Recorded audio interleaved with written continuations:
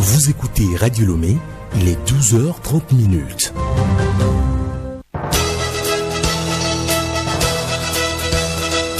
Le journal Hélène Assabi.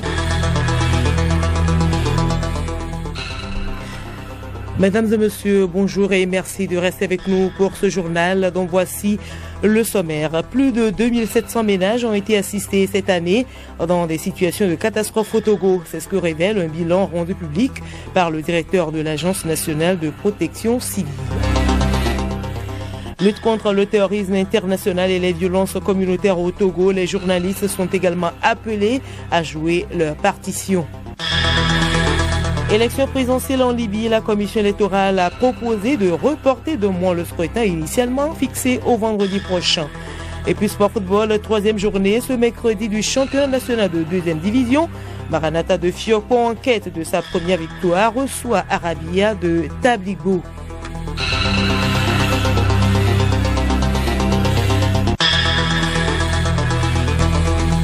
radiolomé.tg. Mesdames et messieurs, une fois encore, bonjour. Le Togo a enregistré cette année plusieurs situations de catastrophes, inondations, vents violents, incendies, conflits communautaires sur son territoire, causant au passage d'importants dégâts matériels, humains et environnementaux.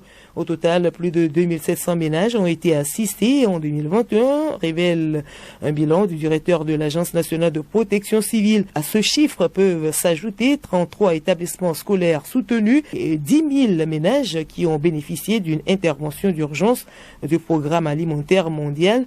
L'année aura également été marquée par la vulgarisation du guide national de gestion de catastrophes élaboré dans le cadre du renforcement de la gestion des risques, ainsi que la mise en œuvre de plusieurs activités de sensibilisation et de dotation d'équipements de secours et d'alerte.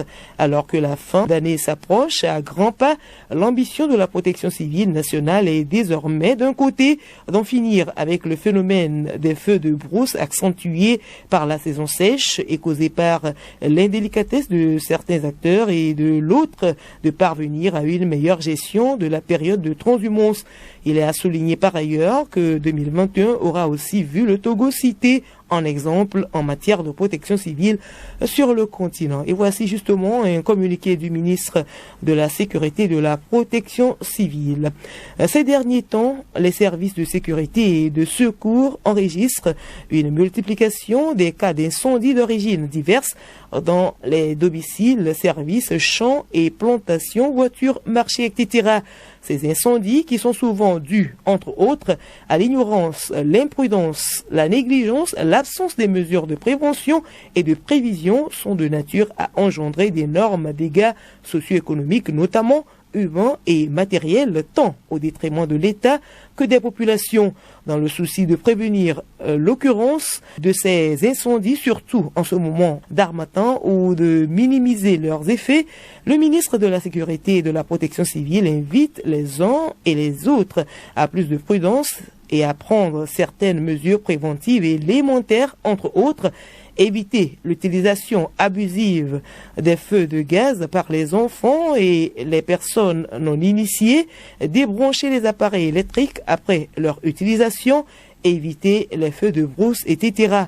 En outre, il est très vivement conseillé aux administrations, aux services et aux particuliers qui en ont surtout les moyens, la possibilité de prévoir des inspecteurs appropriés pour lutter contre d'éventuels débuts de feu et au besoin de s'approcher des services compétents sapeurs-pompiers pour des conseils pratiques en la matière. Il est également conseillé aux propriétaires de champs ou de plantations de réaliser autour de ceux-ci des pare-feux. Le ministre de la Sécurité et de la Protection civile invite enfin les populations à plus de vigilance en cette période d'harmattan qui souffle sur toute l'étendue du territoire national.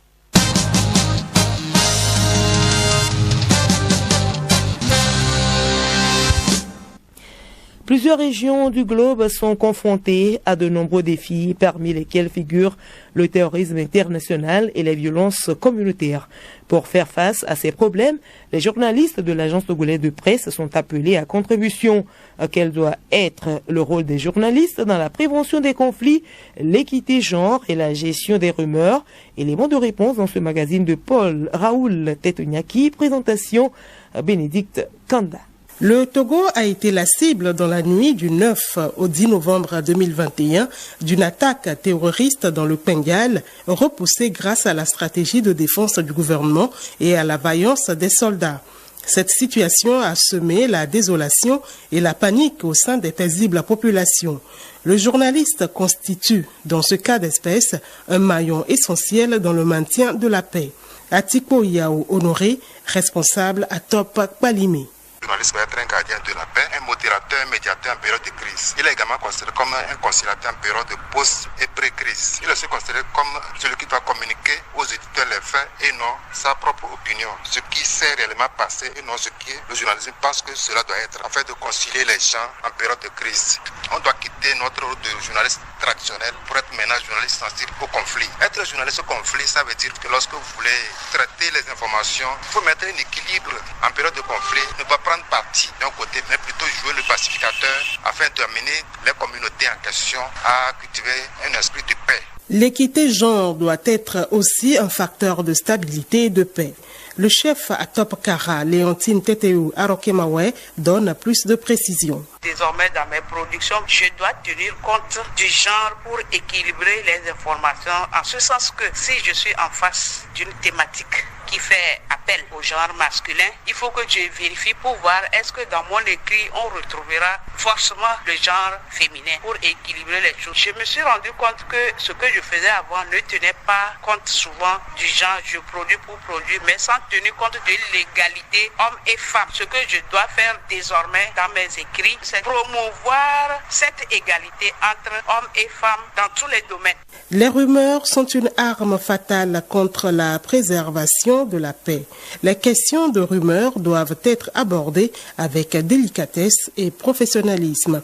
Kevin Kujima, chef à Top Agnié. La rumeur, c'est une information véhiculée de bouche à oreille et finit par envenimer, éviter une population face à un problème donné. Mais à partir de cette information, je sors aguerri parce que j'ai compris que pour produire une information, il faut réellement aller aux sources d'information, chercher, fouiller avant de produire un article qui répond aux normes d'un papier qui éclaire la population. Quand on a une rumeur, il faut aller à la vérification de cette rumeur et là, il faut avoir un carnet d'adresses bien garni qui te permet de rencontrer les personnes proches qui peuvent t'éclairer sur le sujet. Le gouvernement et ses partenaires multiplient les efforts pour maintenir un climat de paix et de cohésion sociale au Togo.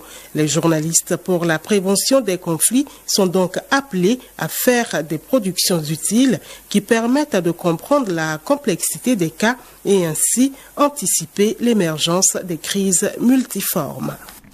Merci à vous, Bénédicte Kanda. L'actualité, c'est aussi la fête de fin d'année qui va se dérouler dans quelques jours. Les embouteillages sont remarquables ici et là. Les marchés au quotidien se remplissent de monde. La circulation est dense à certains endroits de la ville. Les trottoirs sont occupés par des marchandises. Comment l'animation et la circulation se présentent-elles dans certains de ces lieux de la capitale? Les éléments de réponse dans ce magazine de Hervé Segbonou, une présentation de Solim Lemou. Au marché de Hanoukope, certains commerçants et revendeuses étalent leurs marchandises sur les trottoirs. Irène, cuisinière de formation, vend du riz. Ça ne va pas pour le moment. Avant, c'était bien un peu, pas du tout, mais actuellement, c'est encore trop, quoi. Alors, ouais. Oui, ça s'approche, mais ça ne se fait même pas voir. Mon souhait, c'est que si je viens ici, que les gens viennent acheter. Mais tu dois rester ici en attendant que les gens viennent. Parce qu'il n'y a pas l'argent. S'il y a l'argent, on peut tout faire. On va rester ici jusqu'à ce que les gens ne viennent. Un peu plus loin, Sadiki, commerçant des montres bracelets, déclare que la vente de l'année écoulée est mieux comparativement à celle qui s'achève. Vraiment, en fait, là, il n'a pas été beaucoup maintenant. Je ne sais pas que quelqu'un là, il n'a pas trouvé de salaire ou bien. Cette année-là, c'est pas bon. C'est pas bon. Mais l'année comme passée là, c'est bon. Au marché de friperie à Lomé, c'est difficile de trouver le passage. Selon cette revendeuse, les clients demandent trop de faveurs malgré la mévente dans le marché. Depuis que Corona Nous sommes dans le marché. Corona a entraîné la mévente. Tout est cher, mais on paie des tickets sans beaucoup vendre jusqu'à la tombée de la nuit. Les gens achètent difficilement. Ils n'achètent plus comme avant. Ils demandent seulement des faveurs. Mais nous gérons à notre manière. Lamboni, couturier de son état, fait un tour pour se ravitailler en tissu de fabrication des masques parce que la fête approche. Cette année, je n'ai pas constaté qu'il y a la fête. Parce que quand je circule même en ville, il n'y a rien qui démontre qu'il y a la fête. Quand tu arrives dans le marché maintenant, on a augmenté les prix des marchandises. Certains même, il n'y a pas contrôle de prix. Bon, parce que tout le monde augmente comment il veut pour avantager. Le grand marché de Lomé à Sigame n'échappe pas à la règle. En cette période de fête de fin d'année, l'accès au marché est difficile à cause du monde et de nombreux cyclistes. Gado, étudiant à l'université de Lomé, essaie de se frayer un chemin avec son vélo de vente de famille. Le marché n'a pas encore changé, mais je pense que jusqu'à la veille de la fête, là, ça va marcher. Les gens n'achètent pas beaucoup? Bon, ils achètent, mais pas trop. Quand même, il y a d'amélioration quand même. Certes, circuler n'est pas une épreuve facile au grand marché, mais les usagers se débrouillent pour se tirer d'affaire. Edmond Kofi, conducteur de véhicules taxi.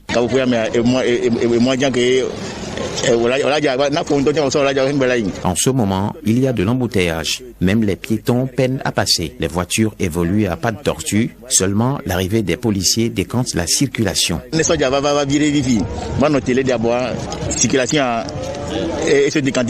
L'approche de Noël et de Nouvel An crée tellement d'animation. Tout le monde est invité à la patience, la prudence pour que la fête soit belle.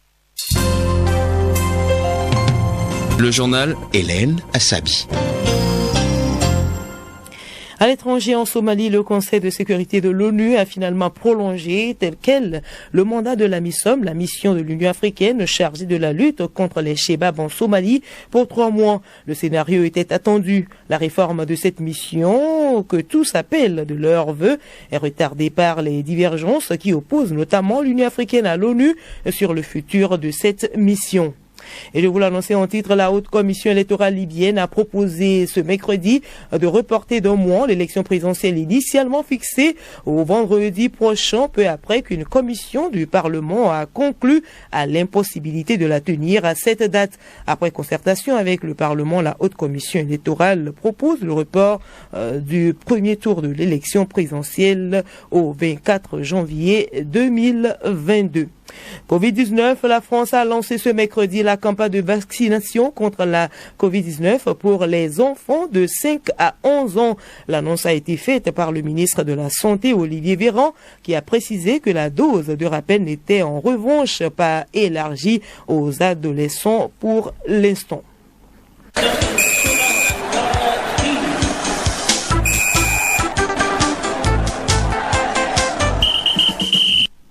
Sport football, la CAN Cameroun 2021 aura bel et bien lieu du 9 janvier au 6 février 2022. Le président de la CAF l'a confirmé après une rencontre avec le chef de l'État camerounais. Championnat nationaux de première et deuxième division, la D1 ouvre son 5e chapitre à partir de ce mercredi. La 3e journée de la D2 se dispute également cet après-midi. Sibi Larson. Effectivement, le 3e acte de la D2 se joue cet après-midi avec de palpitants matchs aussi bien dans le groupe A que dans le groupe B. Voici donc les différentes affiches. Dans la poule A, sur le terrain de Boissimé, le leader étoile filante de Lomé accueille Espoir du Zio 3e. US Agbondi 7e sera l'hôte à Palimé de Tombeau de Dacha 2e. Au municipal de Lomé, la JCA d'Agoué 4e offre son hospitalité à Agaza de Lomé 5e. Gros duel à Atapamé entre Maranatha bon dernier de la poule et Arabia 6e. Les messagers de Fiokpo, qui luttent pour engranger un premier succès, attendent donc de pied ferme les chameaux de Tabligbo. Dans la poule B, 4 rencontres sont aussi prévues. Duel déséquilibré à Pagoda entre CDF Aknour avant-dernier et Fouadan de Dapaon deuxième. Dzumbé de Mongo troisième est au révélateur du leader Bikenti de Bassar. Le match aura lieu à Dapaon. Foupa de Soutoubois affronte à Bafilo Bunja de Kitao, soit la rencontre entre le dernier au classement et le sixième. Puis à Bassar, Agua de Kusuntu quatrième défie Koroki Metete de Tchamba cinquième. La division d'élite ouvre aussi cet après-midi son cinquième épisode. Ainsi, dans la poule A, l'AS Togo-Port de Lomé, cinquième au classement avec 5 points, reçoit Akege Kotoko de Lavier, bon dernier avec 1 point. Dans le groupe B, les Kondona de la Koza Asko, deuxième avec 8 unités, accueillent chez eux à Kara les guerriers de Tchaoudjo Semasi de Sokodé, cinquième avec 6 points. Une grosse confrontation en perspective. Cette cinquième journée se poursuivra jusqu'au vendredi. Les matchs démarrent à partir de 15h. Pour finir, Patrice Motsepe, président de la Confédération africaine de football, a mis fin à la polémique sur la tenue ou non de la CAN Cameroun 2021.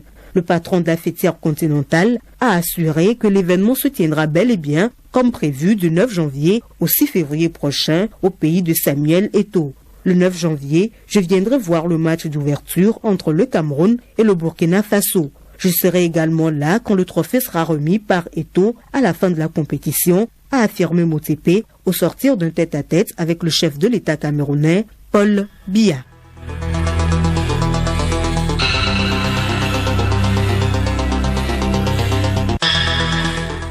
Voilà, et se referme ce journal. Merci de l'avoir suivi. Le rappel des titres. Plus de 2700 ménages ont été assistés cette année dans les situations de catastrophe au Togo. C'est ce que révèle un bilan rendu public par le directeur de l'Agence nationale de protection civile et puis lutte contre le terrorisme international et les violences communautaires au Togo. Les journalistes sont également appelés à jouer leur partition.